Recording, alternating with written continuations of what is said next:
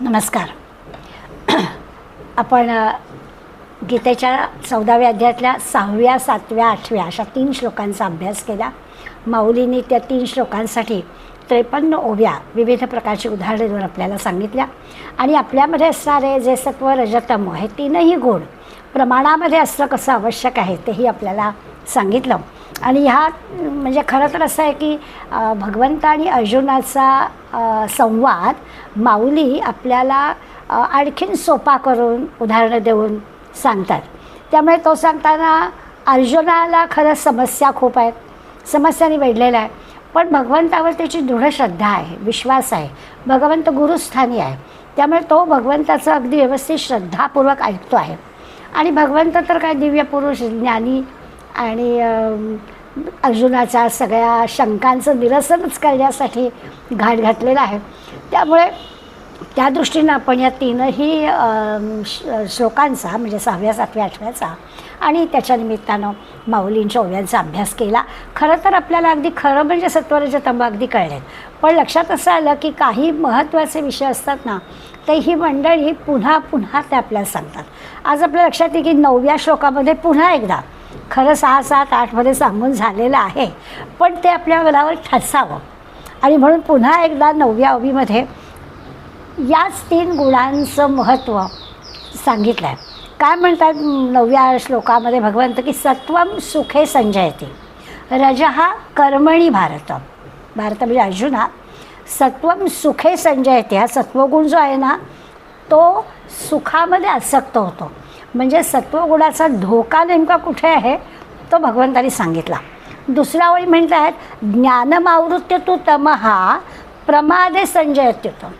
हा जो तमोगुण आहे म्हणजे सत्वगुण तर ठीक आहे की त्या सत्वगुण सुखामध्ये अडकला, रज हा कर्मणी, रजगुण आहे तो कर्मामध्ये अडकतो, आणखीन करावं असं त्या रजोगुणी माणसाला वाटतं. आणि ज्ञानमावृत्य तो जो ज्ञानाने झाकून टाकलेला आहे, म्हणजे ज्ञान झाकून टाकला आहे, आणि प्रमाद म्हणजे चुका होत आहेत त्या तमोगुणामुळे होतात. तमोगुणाचा धोका तो आहे. हे पुन्हा एकदा एकाच श्लोकामध्ये भगवंताने आपल्यासाठी सांगितलं आहे. त्यामुळे आपण पुन्हा एकदा हे जे धोके आहेत ते समजून घेण्याचा प्रयत्न करू की या 3ही गुणांना म्हणजे योग्य त्या प्रमाणात, योग्य वेळेला, योग्य त्या गुणाचा वापर केला गेला आणि पुन्हा एकदा सत्वगुणामध्ये ज्ञानाकडे जाण्यासाठी तयार राहिलो तर ते सगळं बरोबरच आहे. आवश्यक ठिकाणी रजोगुण, आवश्यक ठिकाणी तमोगुण बाहेर आला आणि तेवढ्यापुरतं तरी त्याचं काम केलं की पुरणार आहे. पण तसं व्हायला हवं. हे जे धोके आपल्याला या श्लोकामध्ये भगवंत सांगत आहेत तो विचार करायचा आणि तिथे आपण अडकायचं नाही, याच्यासाठी हा मुद्दा ठसावा म्हणून भगवंतांनी ह्या 9व्या श्लोकामध्ये आपल्याला सांगितलं आहे. खरं तर हे 3ही गुण आपल्यामध्ये आहेत, म्हणजे प्रत्येकच माणसामध्ये आहेत. आणि मग त्यामुळे हे असं अडकणं किंवा प्रवाहपतीत होणं हे स्वाभाविक, म्हणजे धोक्याच्या सूचना दिलेल्या आहेत, पण हे असं घडतं, व्हायला नको खरं म्हणजे, पण असं घडतं. आणि त्यामुळे ते थांबवायला पाहिजे, त्याच्यावर मात करता आली पाहिजे. कुठला गुण असा वरचढ होऊन तो आपल्या जीवनाला किंवा आपल्या चाललेल्या प्रवासामध्ये अडथळा आणता कामा नाही, याच्यासाठी प्रयत्न करायला पाहिजे. म्हणजे थोडक्यात या 3ही गुणांना आपल्याला ताब्यात ठेवता आलं पाहिजे, याच्यासाठी हा प्रयत्न आहे. जो गुण आत्ता म्हटलं तर जो गुण ज्यावेळी आवश्यक आहे तेवढाच फक्त बाहेर काढायचा आणि तेवढाच त्याचा वापर करायचा. पुन्हा लगेच भगवंताच्या वाटचालीकडे आपण बारगस्थ व्हायचं हे जमलं पाहिजे. आणि खरं तर भगवंत सांगतो की हे सवयीने जमेलच. सवयीनं जमणारी गोष्ट आहे, ही अशक्य कुठली की गोष्ट नाही आहे, पण सवय करायला हवी असं मात्र आहे. सत्वगुणापासून विचार करूया. सत्वम सुखे संजयते. हा सत्वगुण जो आहे तो सुखसंगेनं बदनारे, आपल्याला ना आधी सांगून झाला आहे 2 ठिकाणी तो आपल्याला अडकवतो. एक तर सुखसंगेनं बदनाती आणि ज्ञानामध्ये पण तो अडकवतो. म्हणजे काय तर एखाद्या चांगल्या गोष्टीबद्दलचं सुख प्राप्त व्हायला लागलं की ते आणखीन मिळावं असं वाटायला लागतं आणि मग त्या सत्वगुणामध्ये अडकतो. किंवा दुसरं त्यांनी म्हटलं की ज्ञानाबद्दलसुद्धा आणखीन ज्ञान हवं, अजून आपल्याला हवं असं, अगदी अध्यात्म ज्ञानाबद्दलसुद्धा की ते आणखीन मिळावं अशी आसक्ती वाढायला लागते. तर सत्वगुणामध्ये सुद्धा हा आसक्तीचा दोष असू शकतो. म्हणजे डोक्यामध्ये गोंधळ निर्माण होऊ शकतो की कुठला अभ्यास करावा, दासबोधाचा अभ्यास करावा का ज्ञानेश्वरीचा करावा, की रामाला मानावं का कृष्णाला मानावं, गुरुवारचा उपास करावा का शनिवारचा उपास करावा. आता खरं तर ईश्वर ही गोष्ट एकमेवच आहे. कशाला या वादात आणि ह्या अशा चर्चेमध्ये पडायचं, सगळं सारखंच आहे. पण तरी देखील आम्ही अशा गोष्टी किंवा माझा जो संप्रदाय ना तो अतिशय चांगला आणि बाकीचे सगळे असंही काही मानायचं खरं कारण नाही आहे. पण सत्वगुणी माणसंसुद्धा ही अशा पद्धतीने अडकतात, अनेक गोष्टी समोर येतात आणि त्या माझ्या काय त्या फक्त चांगल्या आहेत असा या सत्वगुणी माणसालासुद्धा ह्या दोन प्रकारचा, एक तर ज्ञानसंगेनं आणि सुखसंगेनं असं हे संकट येऊ शकतं. तर त्या संकटावर मात करता आलं पाहिजे. ज्ञानप्राप्तीमध्ये सुद्धा बौद्धिक सुखच आहे ना. कोणीतरी म्हटलं की वा वा छान करता प्रवचन किंवा आणखीन त्याच्यावर मात चढता असं नाही चालणार. मग आपल्याला असं विचार करायला की अरे आपलं काहीच नाही आहे, यांनी काय सांगितलं, यांनी काय सांगितलं, यांनी काय सांगितलं ते आपण सांगतो आहे. आपल्यापेक्षा कितीतरी चिंतन करून विषय चांगला मांडण्याची कला असणारी कितीतरी मंडळी आहेत असं पाहिलं की मग आपल्याला कळतं. नाहीतर या बौद्धिक सुखाची सुद्धा आसक्ती निर्माण होते आणि मग त्या सत्वगुणाच्या आसक्तीत माणूस अडकतो, प्रगती खुंटते. म्हणून या सुखाच्या बंधनामध्ये सत्वगुणाला, या सुखाचं बंधन आहे सत्वगुणी माणसाला अडकवून ठेवण्यासाठी ही आसक्तीचं काम पुरेसं आहे. त्या सुखाची किंवा त्या ज्ञानाच्या सुखाची सुद्धा माणसाला चटक लागू शकते. म्हणजे असं आहे ना की सगळीकडे शांतता हवी. आपला जो काही अभ्यास चालला आहे, भांडण नको, झगडा नको, तंटा नको. सगळे सभोवतालचे जे साधक आहेत ते साधकसुद्धा आपल्याला हवे असणारेच असावेत. सामान्य मंडळींच्या ज्या आपल्याला अडचणीत आणणाऱ्या गोष्टी आहेत तशा नसाव्यात. हे सगळं असं दरवेळेसच आपल्याला वातावरण मिळेल असं काही नाही आहे. चांगली माणसं असतात, सज्जन असतात, गुरुजन असतात, भोवतालची मंडळी कितीतरी प्रकारची, सगळं जग असं आहे, संमिश्र आहे, त्यामुळे सगळं असणारच आहे. तर हे सगळं जे आहे हे असंच आहे असं स्वीकारण्याची तयारी असायला हवी. ती नसली की हा सत्वगुणी माणूससुद्धा अडकतो. जसं आहे ना की जग हे असंच आहे. जग कसं आहे तर खरोखरच आपण त्रेतायुगातल्या रामाचा विचार केला तर राम एक होता पण रावण दसपट होता, 10 तोंड होती त्याला. किंवा अगदी द्वापारयुगातल्या कृष्णाचा विचार केला तर पांडव 5च होते आणि कौरव मात्र 100 म्हणजे 20 पट शत्रू होता. अगदी कलियुगातला विचार केला तर अलिबाबा आणि 40 तोर म्हणजे 40 पट हा शत्रू आहे. त्यामुळे असं हे जग आहेच. याच्यामध्ये आपल्यावर हे असंच चालणार आहे की आपण बदल करू शकणार नाही आहोत. त्यामुळे याच्यामध्ये तक्रार करणं, याच्याबद्दलचं दुःख वाटणं याला काही अर्थ नाही आहे. मग काय करायला हवं? त्या सगळ्या जगाला सुधारण्याचं, आकाशाला गवसणी घालण्याचं आपल्याला काही कारण नाही आहे. आपल्याला काय करतं, हे सगळं जग भगवंताचं आहे, भगवंत बघून घेईल काय करायचं ते. चांगलं वाईट त्याला कळतं आहे, त्यामुळे तो बघेल काय करायचं ते. आपण काय करायचं ते आपण ठरवायचं. स्वतःला सुधारणं हे खरं म्हणजे आपलं काम आहे. एवढं आपण केलं की झालं. आपण फार गगनाला गवसणी घालायला जातो. अध्यात्म क्षेत्रात सुद्धा स्वतःला सुधारण्याची गरज आहे. नाहीतर मग ह्या अशा प्रकारच्या अडचण, त्या सत्वगुणालासुद्धा सुखाच्या आसक्तीची अडचण येऊ शकते असं होतं. रोज सगळीकडे शांत, अगदी वातावरण चांगलं आपल्याला अनुकूल असायला हवं. पण असं जरी असलं तरी रोज सकाळच्या चहाबरोबर वर्तमानपत्र वाचावं असं वाटतंच. बरं, त्या वर्तमानपत्रामध्ये जे काही बातम्या असतील, मग नैसर्गिक आपत्ती, भूकंप, बॉम्बस्फोट वगैरे अमके असू देत किंवा राजकारणातल्या काहीतरी एकमेकांना धमक्या असणारे पक्ष, विरोधी पक्ष यांच्या काही कुलघड्या असू देत, ते जे काही आहे त्याशिवाय तो सकाळचा चहा सगळा लागतच नाही ना आपल्याला. त्यामुळे हे सगळं असंच चालणार आहे. या सगळ्यामध्ये सुद्धा आपण कुठे अडकणार नाही. अशा प्रकारे हे सगळं तिथल्या तिथेच राहील असं आपल्याला जमलं पाहिजे. अगदी आपण समजा असा विचार करा की आपण फोन करतो एकमेकांना, नातेवाईकांना समजा, तर आपल्याला माहिती असतं की सगळ्यांचं चांगलंच असायला हवं अशीच आपली अपेक्षा असते. तरी देखील आपण फोन करताना एकमेकांना काय विषय, काय ठीक आहे ना, आता याचा अर्थ कसं आहे, ठीक आहे ना, आता ठीक आपली इच्छाच आहे तशी, ठीकच असायला हवं आहे. तर सात्विक माणसाची सुखाची जी कल्पना आहे ते सुखसुद्धा सात्विक माणसाला अडकवतं. ज्ञान सात्विक माणसाला सुद्धा अडकवतं. प्रत्येकाच्या ज्या काही सुखाच्या कल्पना आहेत त्या वेगळ्या आहेत. त्यामुळे आपल्या आपल्या प्रमाणे त्यांच्या सुखाच्या कल्पना, म्हणजे आपण व्यावहारिक गोष्टींमधल्या सुखाच्या कल्पनांबद्दल बोलतो आहे, आध्यात्मिक सुखाच्या कल्पनांबद्दल बोलत नाही. त्या प्रत्येकाच्या वेगळ्या आहेत. कोणाला अगदी घरातच राहायला आवडतो, कोणा प्रवास करायला आवडतो, कोणाला रोज रोज आपलं संध्याकाळी जरा एक मार्केटमध्ये फेरी मारायची आहे, पण काही आपल्याला नाही जायचं तर काय करायचं आहे, कुठे का काही लागत नाही एक्झिबिशन. अशी प्रत्येकाची वेगवेगळी हे असते. वस्तूंच्या बाबतीत व्यवहारामध्ये तर आपल्याला अनेक गोष्टी, कोणाला गरम लागतं, कोणाला गार लागतं, कोणाला गोड आवडतं, कोणाला गोड अगदी समोर नको, किती अध्यात्मात सुद्धा कोणी ध्यानाला महत्त्व देतं, कोणी नामाला महत्त्व देतं, कोणी वाचनाला महत्त्व देतं, कोणी जे ज्याला प्रत्येकाची जी आवड असते ती भिन्न असू शकते, पण सगळ्यामध्ये जे की आहे ते सगळं त्यांच्यापर्यंत चांगलं आहे.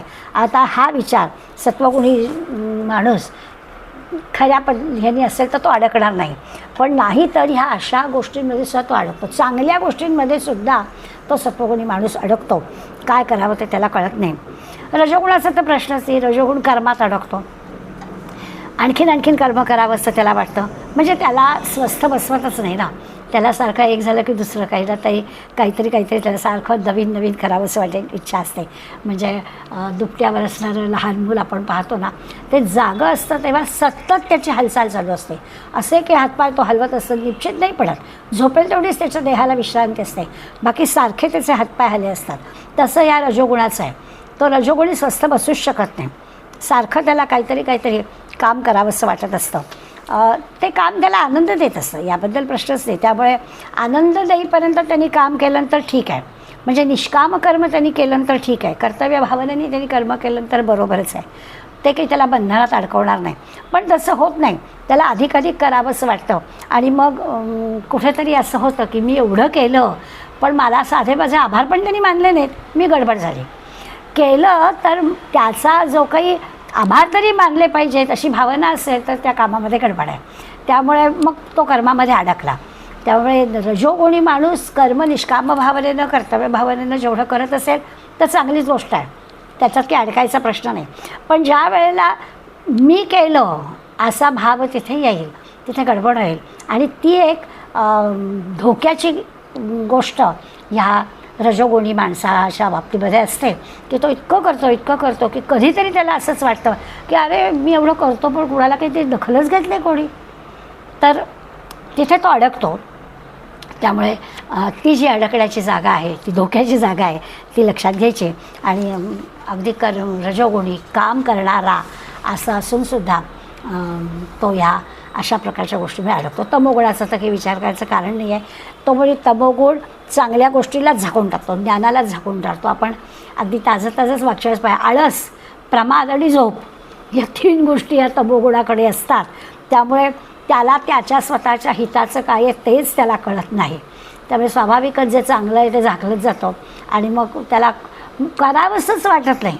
काही करावं, आळसच एवढा भरलेला असतो की तमोगुणी माणूस काही करावं असंच त्याला वाटत नाही.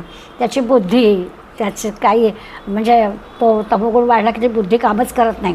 मग त्याला कुठले नियम नाहीत, त्याला काहीच कुठल्या प्रकारचं कसलं बंधन नाही, अशा प्रकारचा असतो. त्यामुळे चांगल्यासाठी काय आग्रह धरायचा ना तमोगुणी माणसाच्या बाबतीमध्ये.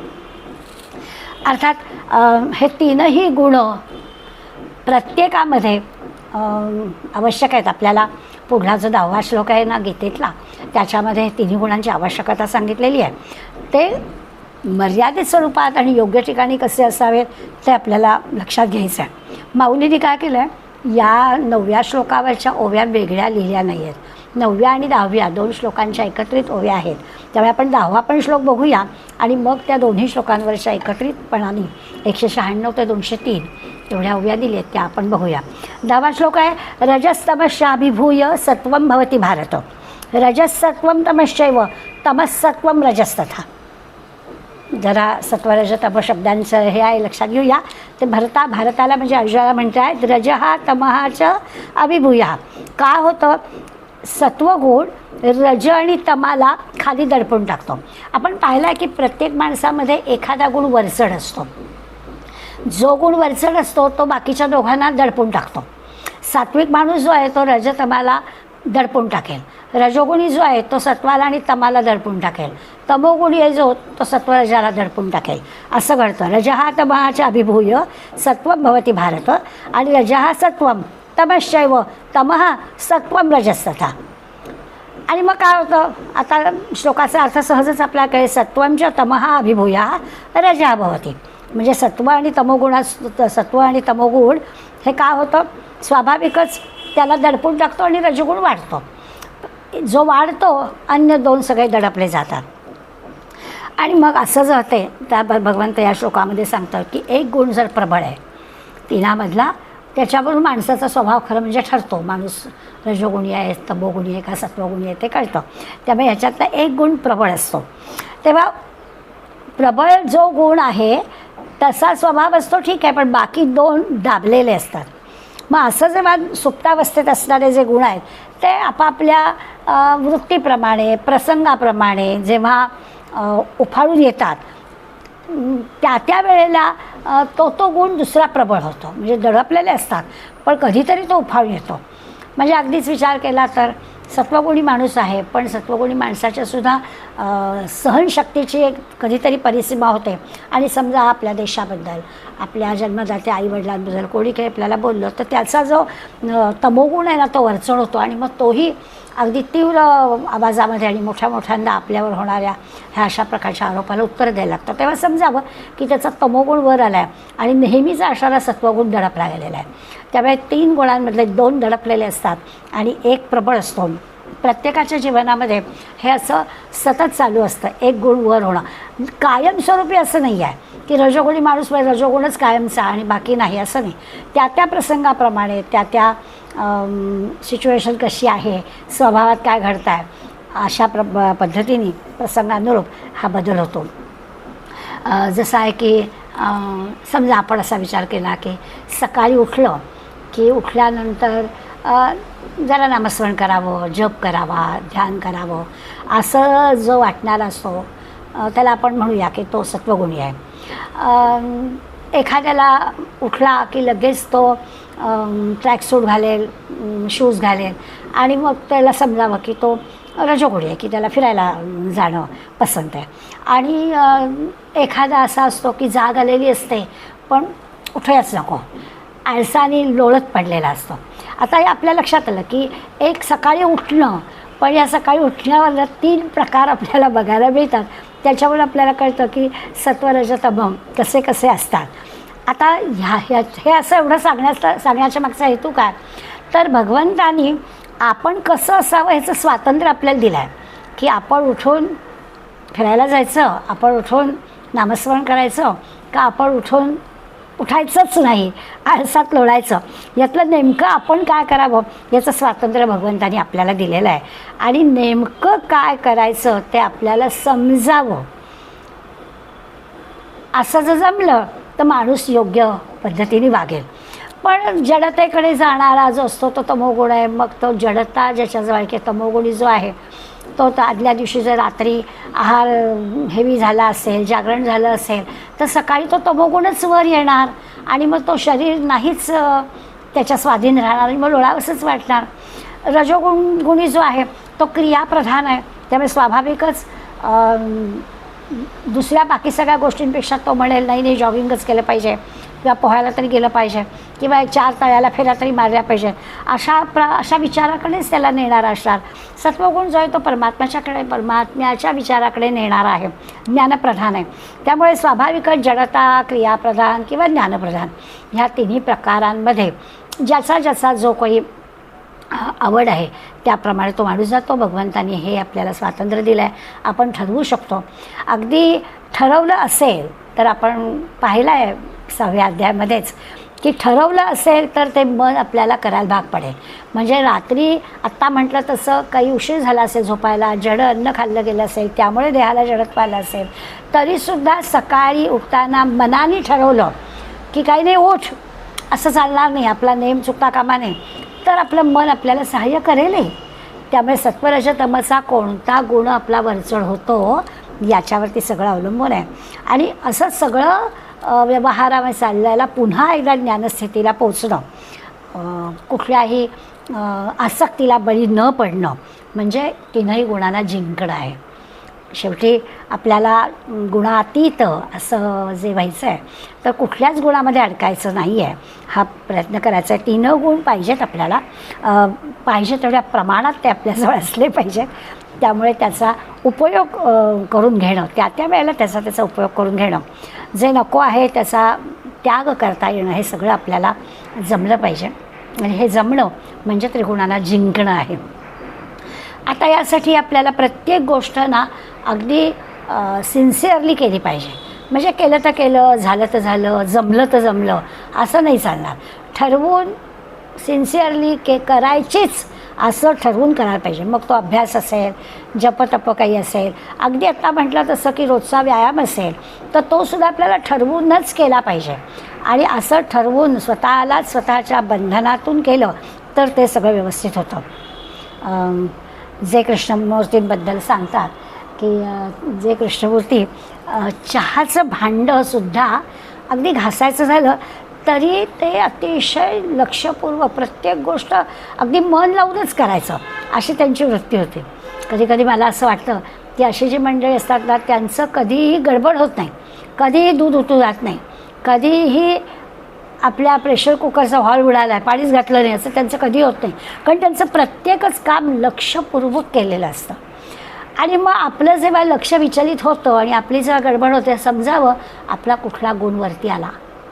आपल्यालाच कळतं की अरे काहीतरी विचार डोक्यात चालले होते आणि मग काम करताना पूर्ण तिथे लक्ष लागलं नाही आणि म्हणून तो भलताच काहीतरी गुण वरती आला आणि आपल्या कामामध्ये चूक झाली. तर तसं होतं दूध उतू जाणं की अशा घरातल्या ज्या छोट्या मोठ्या आणि आपण अगदी लगेच करतो की अरे बापरे, कारण पुढलं सगळं आपल्याला निस्तरायचं असतं. तर त्यासाठी आपल्या लक्षात येतं की लक्षपूर्वक काम करणं हे जे काही आहे, कुठलंही काम असू दे, अगदी ध्यानाला बसल्यावर सुद्धा जर लक्षपूर्वक करण्याची सवय असेल ना तर चटकन ध्यान लागतं. म्हणजे दुसरी तिसरीकडे लक्ष जातच नाही ना, जे काम करतोय त्याच कामाकडे लक्ष ठेवणं असं ज्याला जमलेलं आहे. भगवंताच्या ठिकाणी लक्ष लावायचं म्हणजे भगवंताच्याच ठिकाणी जे करतो आहोत तिकडेच लक्ष गेलं. आपण मुलांना सांगताना सांगतो, म्हणजे मी शिक्षिका होते त्यामुळे मला अगदी चांगलं वाटत आहे की अभ्यास करायचा आहे ना तर अभ्यासाकडे लक्ष ठेव, म्हणजे मग गणितात चूक होत नाही, अगदी बारीकशा आकड्याची सुद्धा चिन्हाची सुद्धा चूक होणार नाही. पूर्ण लक्ष तिथे असेल तर. आणि लक्ष जर बऱ्याच मुलांना रेडिओ लावून अभ्यास करायचे, टी व्हीच्या समोर अभ्यास करायची सवय, मग त्यांना सांगायला लागतं की नाही या गोष्टी आपलं लक्ष विचलित करणाऱ्या आहेत. मग लक्ष विचलित झालं की छोट्या छोट्या चुका होऊ शकतात. पूर्ण लक्ष तिथे असेल तर गडबड होत नाही. शिवाजीराव भोसले यांचं वाक्य आहे, ते म्हणतात लक्षपूर्वक ऐकलं की लक्षात येतं, लक्षपूर्वक ऐकलं की लक्षात येतं, लक्षात आलं की लक्षात राहतं. त्यामुळे हे सगळं असं लक्षपूर्वक करावं लागतं. याला आणखीन एक छोटासा शब्द आपण वापरतो की याला आपल्याला स्वयंशिस्त असली पाहिजे. हे काही बाहेरून नाही, हे स्वतःने ठरवायची गोष्ट आहे. किती जरी बाहेरून म्हटलं तरी आपलं आपण ठरवायला लागतं. आपण आपलं ठरवलं आणि आपलं स्वतःचंच आपल्या प्रत्येक कृतीवर बंधन असलं, लक्ष असलं म्हणजे बंधन असलं तर त्या कामामधला एक आनंद आपल्याला मिळतो. त्यासाठी लक्षपूर्वक प्रत्येक गोष्ट करायची, आपली आपण ठरवायची आणि त्याप्रमाणे करायची.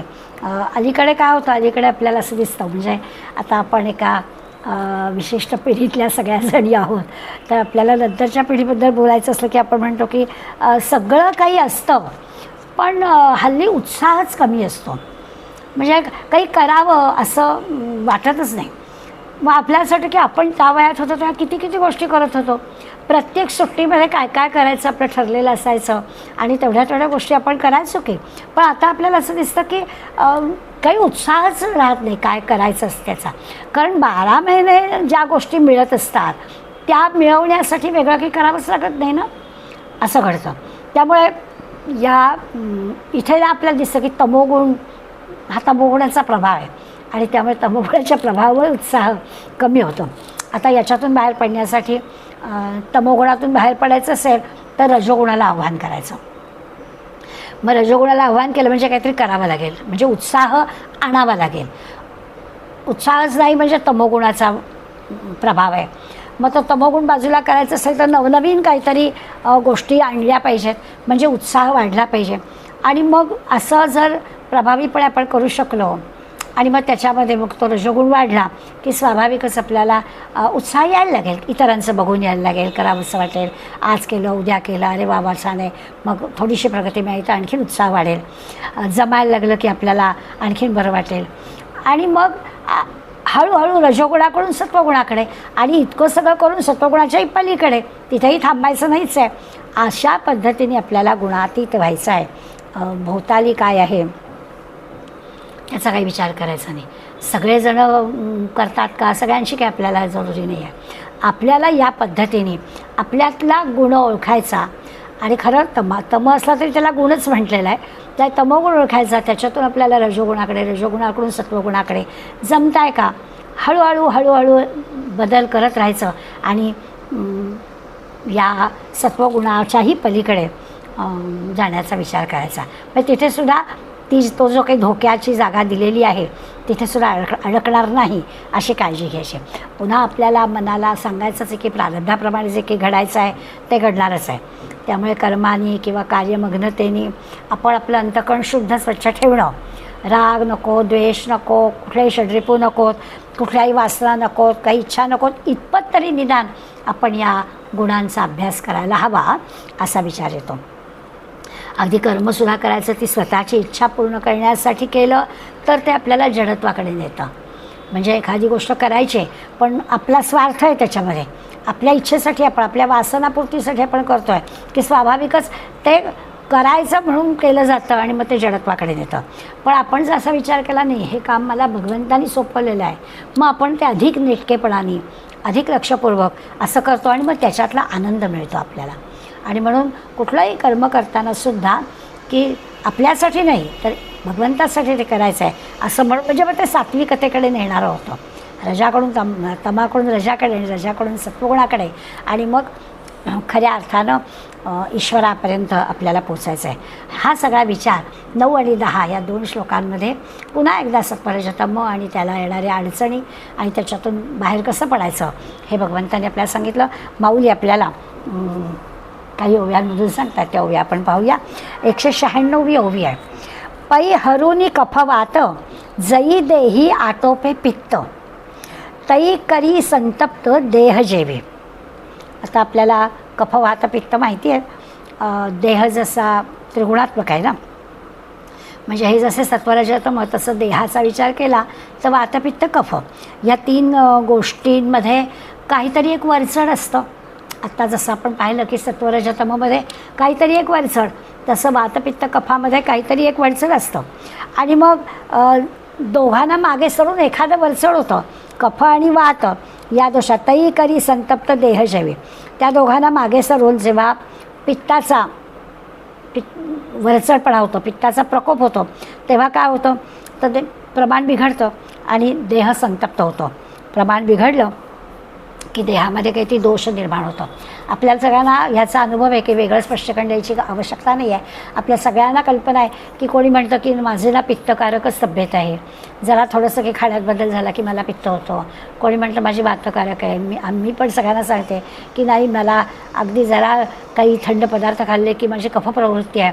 त्या वातपित्त कफामधली एक प्रवृत्ती आपली असतेच आणि ती वरचढ होते. मग ती वरचढ झाली की आपला शारीरिक दोष आपल्याला निर्माण होतो. त्यामुळे या ओवीचं काही फार मोठं स्पष्टीकरण नको. आपण हे करतो की देह संतप्त होतो म्हटलं म्हणजे काय, तई करी संतप्त देह जेवे. त्याच्यामुळे देह संतप्त होतो याचा अर्थ असा आहे की देहातल्या या 3 गोष्टींचं प्रमाण बिघडतं.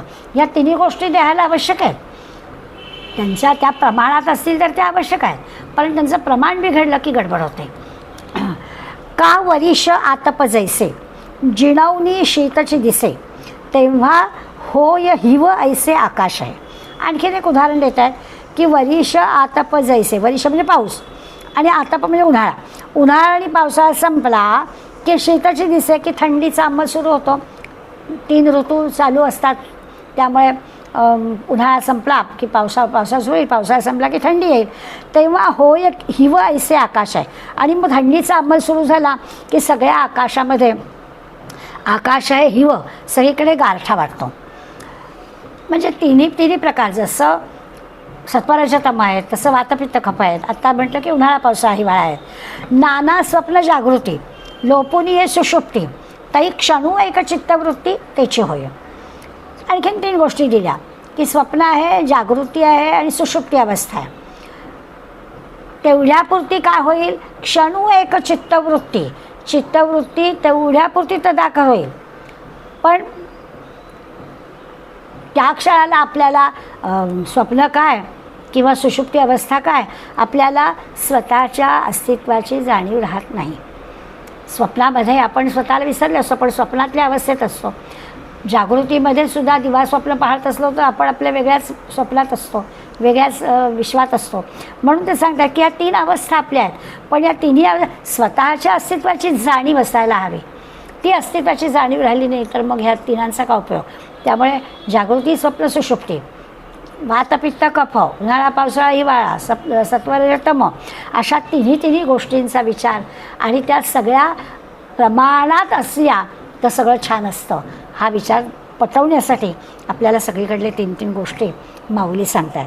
तैसी रजतमे हरवी जै सत्व माजू मिरवी तै जीवा करवी म्हणवी सुखियाना मी.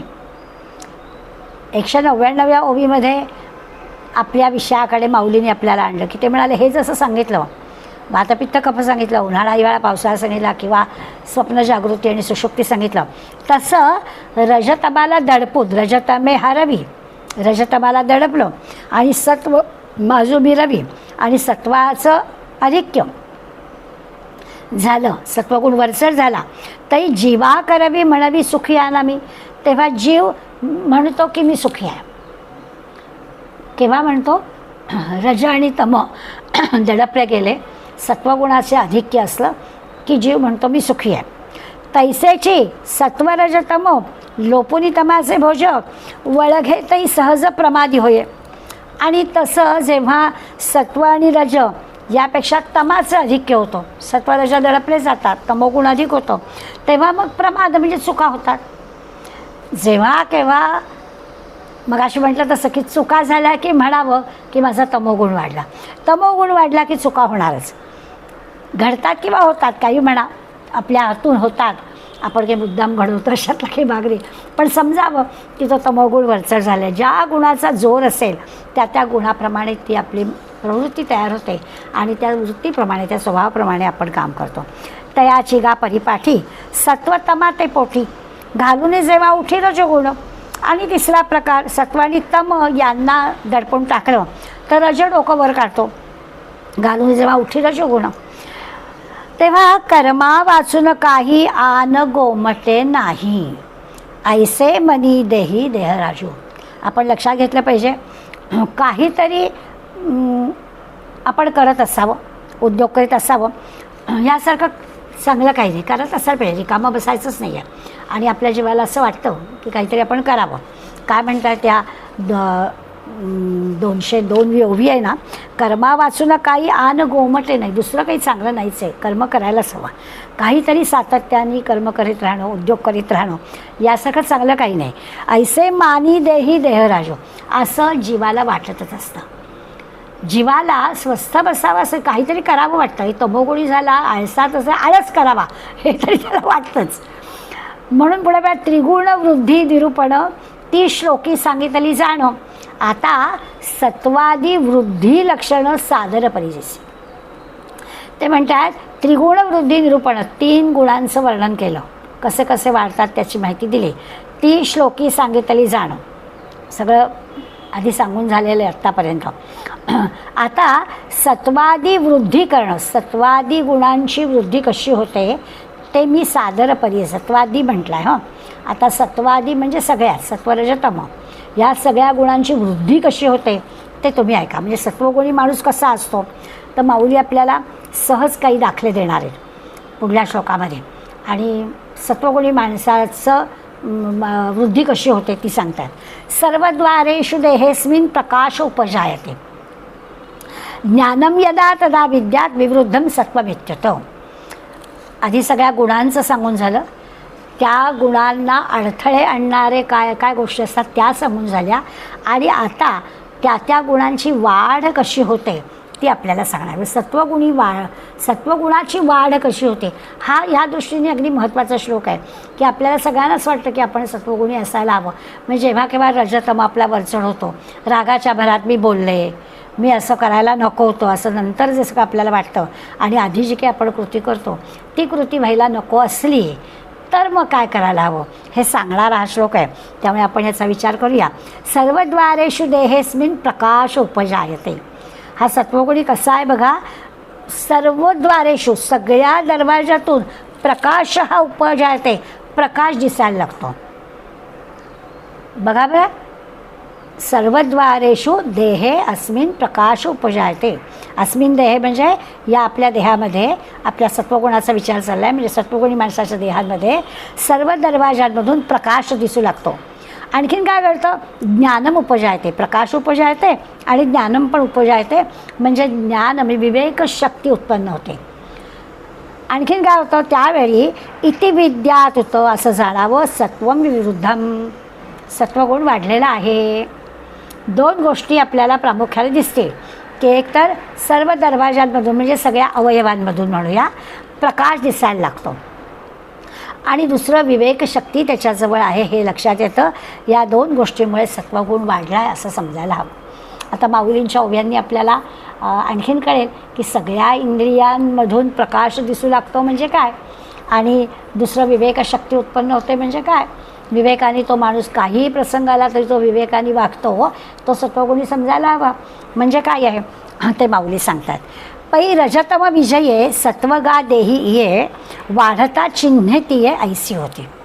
ते म्हणतात रजतम विजये, रजतमा याच्यावर विजय मिळाला म्हणजे रजतमाला दडपून टाकलं आणि विजय मिळवला सत्वगुणाने की मग स्वाभाविकच तो सत्वगुण वरचढ होतो, सत्वगुणाची वाढ होते. तेव्हा कोणत्या कोणत्या खुणा दिसतात, कोणती चिन्ह दिसतात.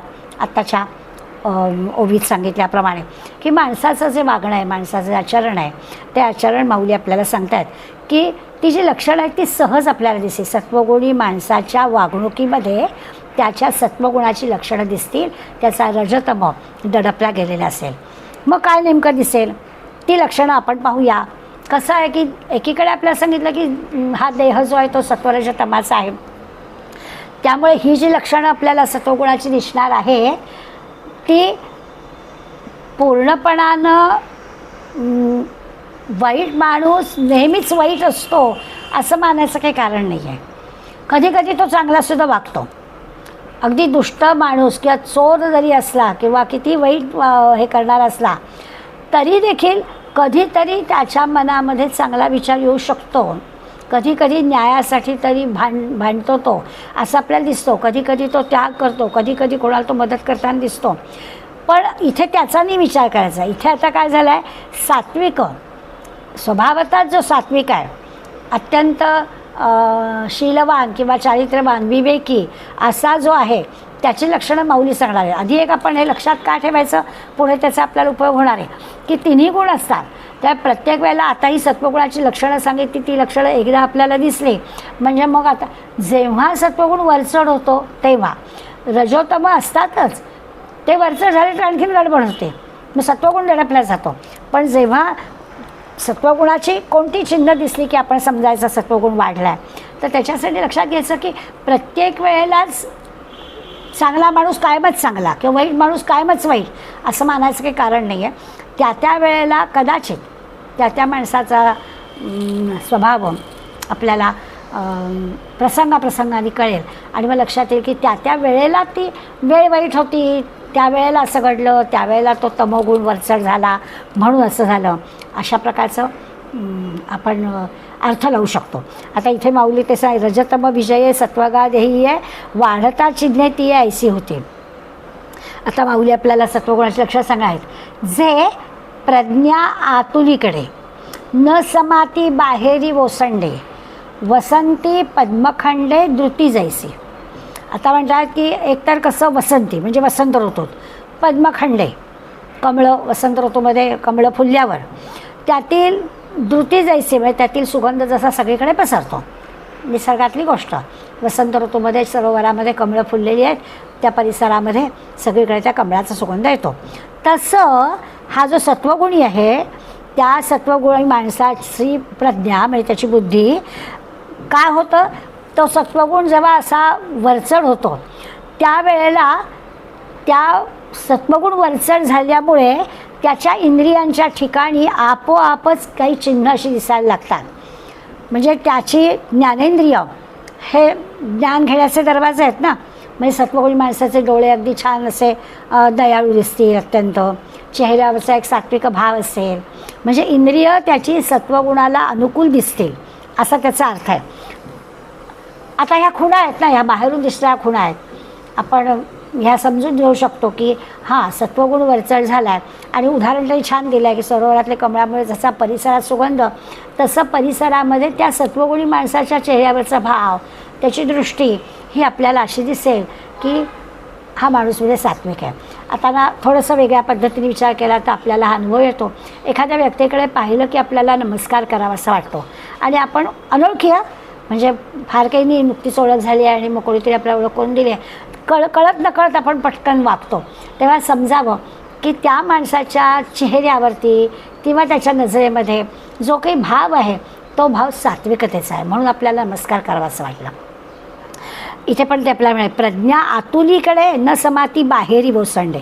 आत असणारं जे ज्ञान आहे ते असं बाहेर ओसंडतं, सांडतं, बाहेर दिसतं. म्हणजे दृष्टीमध्ये, चेहऱ्यावरती असा जो सात्विक भाव येतो त्याच्यावरून आपल्याला कळतं की अरे खूण आहे बरं, की ही व्यक्ती सात्विक आहे.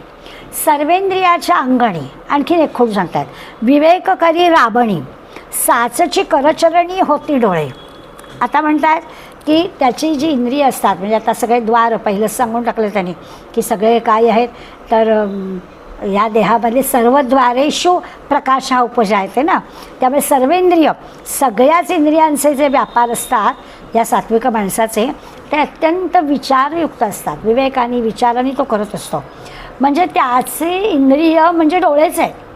त्यांच्या हाताच्या होणाऱ्या हालचाली, त्यांचं बसणं, त्यांचं उठणं, हातापायाच्या हालचाली ह्या सगळ्यासुद्धा जणू काही दृष्टीच आहे अशा पद्धतीने अत्यंत कोमलता व्यक्त करणारे असतात.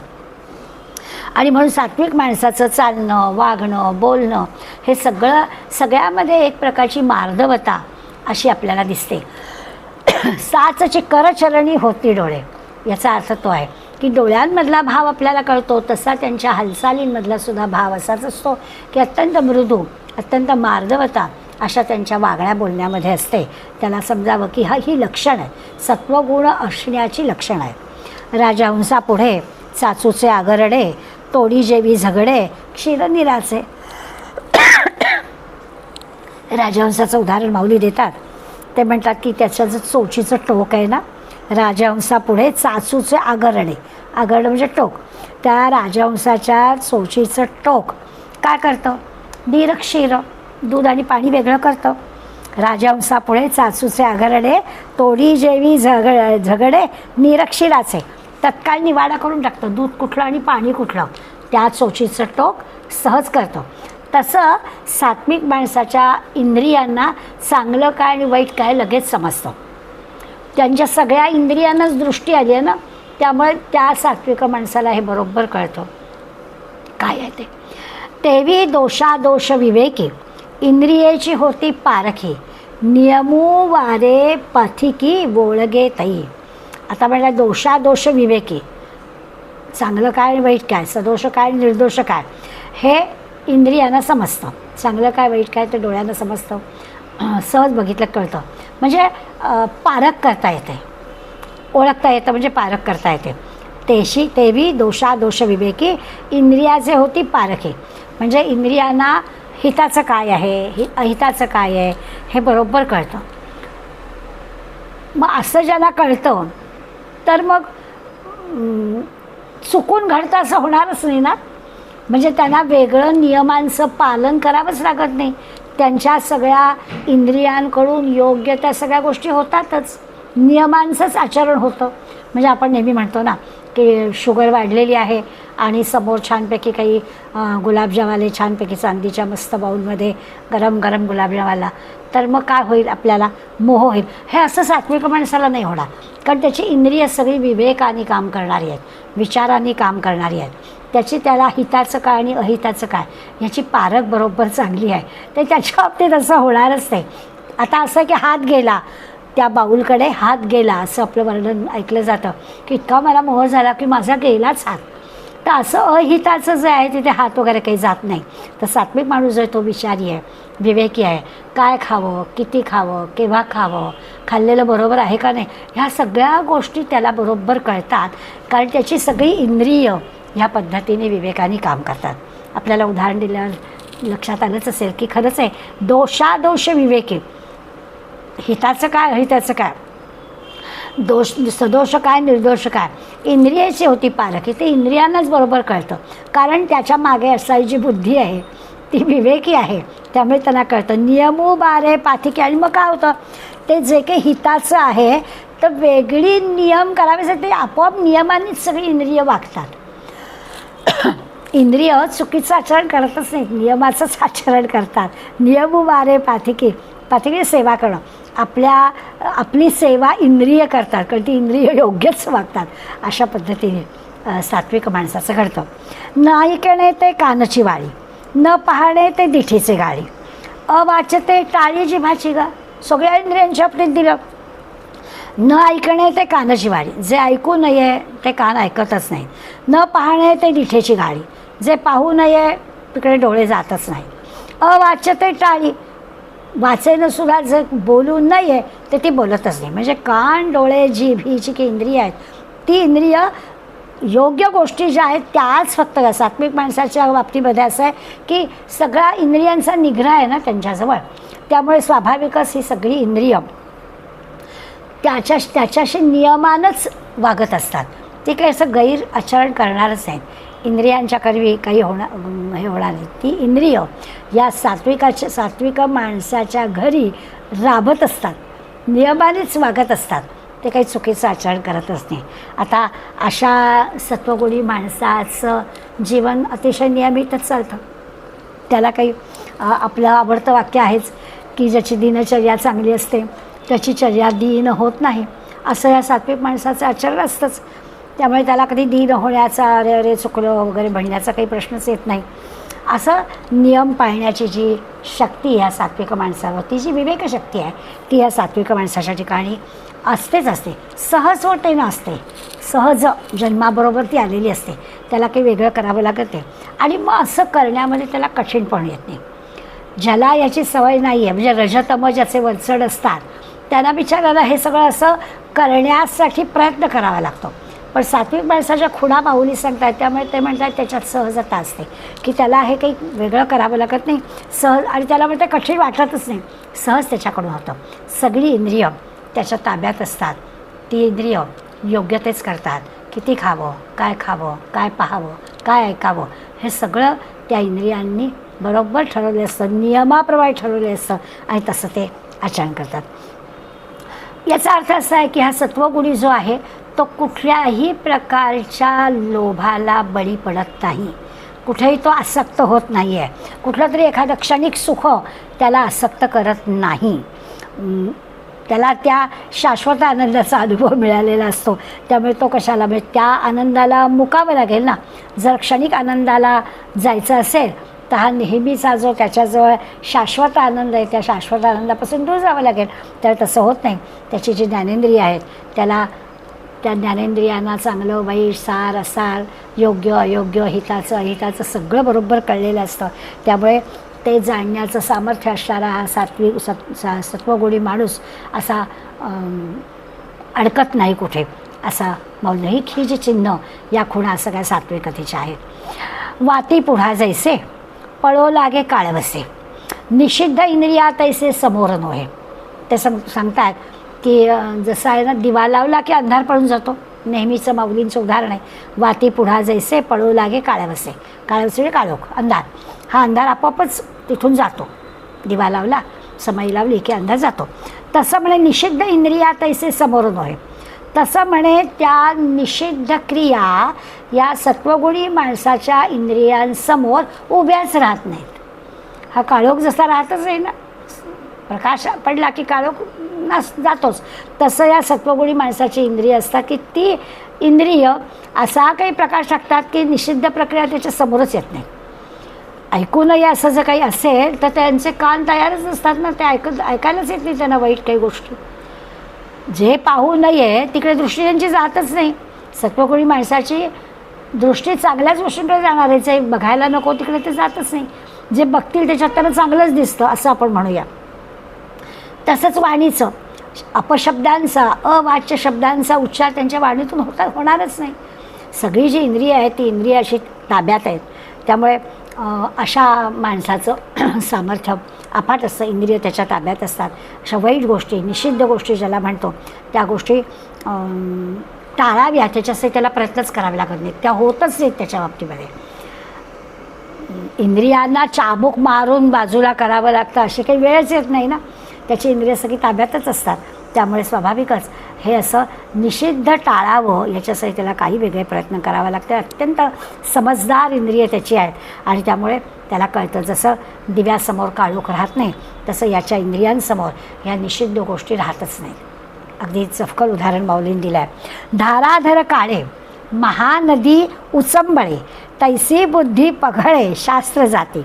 पुढे म्हणतात काय होतं, धाराधर काळे म्हणजे पावसाळ्याच्या दिवसात. पावसाळ्यात जसं नद्यांना पूर येतो, महानदी उचंबळे, पावसाळ्यात नद्यांना पूर येतो.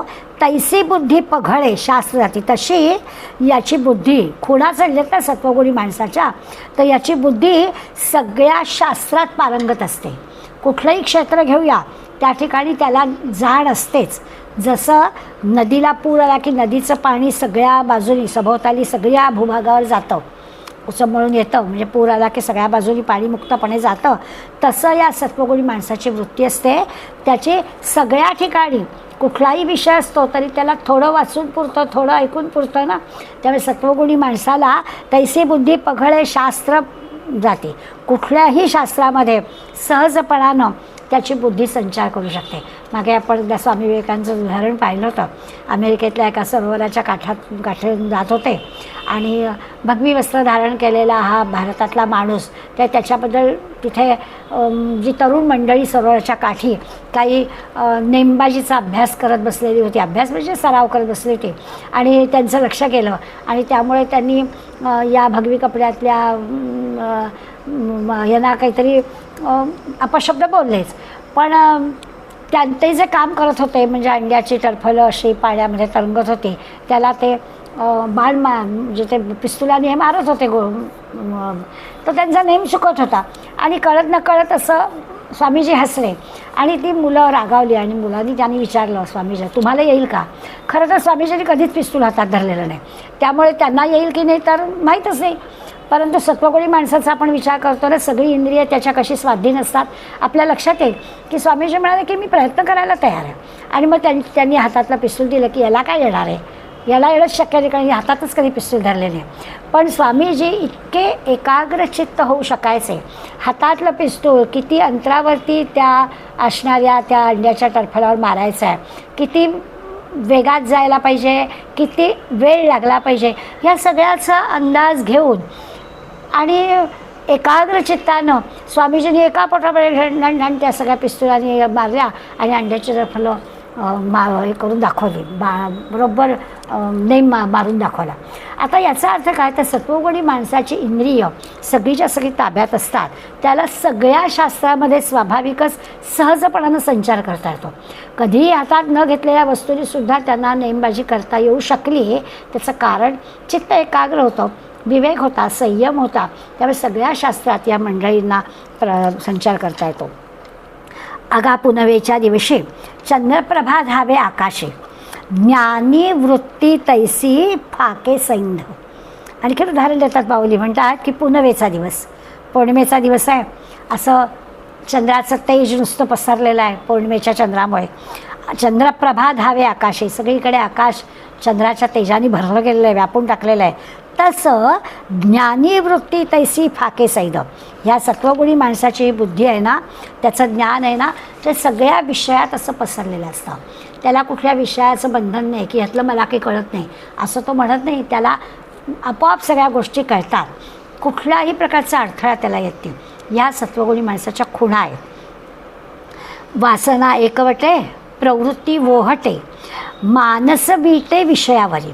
आणखीन ते काय म्हणतात की काय होतं ह्या सत्वगुणी माणसाची अशी प्रवृत्तीकडली धाव कमी झालेली असते ना. इकडे जातोय तिकडे जातोय, काही वासना शिल्लकच नसतात ना. वासना एकवटे प्रवृत्ती वोहटे, सगळ्या वासना संकोच पावलेल्या असतात, कमी झालेल्या असतात, प्रवृत्तीची धाव कमी झालेली असते. आणि मानस विटे विषयांवरी, आणि मन सगळ्या विषयांना विटलेलं असतं. त्यामुळे वृत्ती सगळी अशी एकाग्र करणं सहज शक्य असतं. अशी जी सगळ्या शास्त्रांमध्ये प्रगती दिसते याचं कारण मन एकाग्र करणं सोपं झालं असतं. सगळीकडे मन धावत नसतं, सगळ्या विषयांपासून मन बाजूला झालेलं असतं. सामान्यपणे आपलं काय होतं तर आपल्या सगळीकडे मन हिंडतं ना, वृत्ती सगळीकडे हिंडत असतात ना. हे पण दिसत आहे, ते पण दृश्य जगातल्या किती किती गोष्टी आपल्यावर आघात करत असतात. आणि त्यामुळे मग काय होतं, आपल्या वृत्ती ज्या सत्वगुणाकडे जाणाऱ्या असतात त्या परत परत फिरून मागं येतात. तसं या सत्वगुणी माणसाचं होत नाही. आणि म्हणून त्यांना कुठला हव्यास नाही आहे, त्यांना काही अमुक एक हवा आहे असं नाही आहे. अलिप्तता जी आहे ती त्यांना आहे, सगळ्या विषयांपासून ते दूर आहे. मन सगळं असं विषयांपासून हव्यासापासून बाजूला झालेलं आहे. अशामुळे त्यांची ना कुठल्याही प्रकारची अशी आग्रही भूमिकाच राहत नाही, म्हणून त्यांना ह्या सगळ्या गोष्टी जमतात. एवम सत्व वाढे तै हे चिन्ह पुढे, आणि निधनही घडे तेव्हाची जरी. या अखेरच्या ओळीमध्ये फार छान गोष्ट सांगितली आहे. ते असं म्हणतात की एवम सत्व वाढे, अशा पद्धतीने सत्वगुणाची वाढ होते. या ज्या खुणा आपण पाहतो आहे त्या खुणांमुळे सत्वगुणी त्यातला सत्वगुण वाढतो, ही सगळी लक्षणं त्याची दिसतात. आणि अशा स्थितीत तै हे चिन्ह पुढे, अशी जेव्हा लक्षणं सत्वगुणी माणसाची असतात आणि अशा वेळी निधनही घडे, आणि अशा वेळेला जर देह टाकला तर मग काय, ज्या मार्गावर गेलं की जीवाचं कोट कल्याण होतं. म्हणजे दुधात साखरच, आधी सत्वगुणी आणि त्या सत्वगुणामध्ये असताना अशी सगळी लक्षणं त्याच्याजवळ दिसताना देह टाकला तर सत्वगुणामध्ये मृत्यू पावलेला जीव हा सहजच भगवंताकडे जातो, काहीच करावं लागत नाही. असा भाव 214व्या ओळीमध्ये विचारला आहे. काही उदाहरणं यासाठी मला आपल्याला द्यायची आहेत, परंतु आज ती देत नाही की खरोखरच सत्वगुणी माणसाच्या या अशा पद्धतीनं जी लक्षणं, अशी ज्या खुणा, अशी जी चिन्ह त्याला दिसत आहेत, म्हणजे एका अर्थाने आपण म्हणू की दुसरा नाहीच काही भाव मनामध्ये, असा जेव्हा तो सत्वगुणी असतो आणि त्याच्यामुळे त्यांनी देह ठेवला तर तो देह ठेवल्यामध्ये त्याचं भाग्य खरोखरच आहे. ह्या मार्गावर गेलं असताना त्या जीवाचं कोट कल्याण केलं होतं, अशा प्रकारचा विचार आहे. तर छान माऊलीने या ओव्या देऊन आपल्याला आज आपण सत्वगुणाचाच फक्त विचार केला आहे. तर असा सत्वगुण वाढीस लावणं हे शक्य आहे. असं काही नाही आहे की मग आम्हाला जमेल की नाही, तर येस जमेल. आपल्याला जमणार नाही असं नाही, त्याप्रमाणे रजोतमाला बाजूला काढून विषयातून आपलं मन आवरून घेऊन आपल्या वृत्तींमध्ये पालट करून आपल्या इंद्रियांना सवय करून आपण आपल्यावरच लक्ष ठेवून जर काम केलं तर आपल्यालासुद्धा सत्वगुण असा वरचढ राहिलेला, या सत्वगुणाची जी लक्षणं आहेत की सगळी इंद्रिय ती कशी असतात त्याचे, हा अनुभव आपण सुद्धा घेऊ शकू. अशा प्रकारचा विचार माऊली आपल्याला सांगतात. आपण पुढला भाग पुढल्या शुक्रवारी घेऊया. धन्यवाद.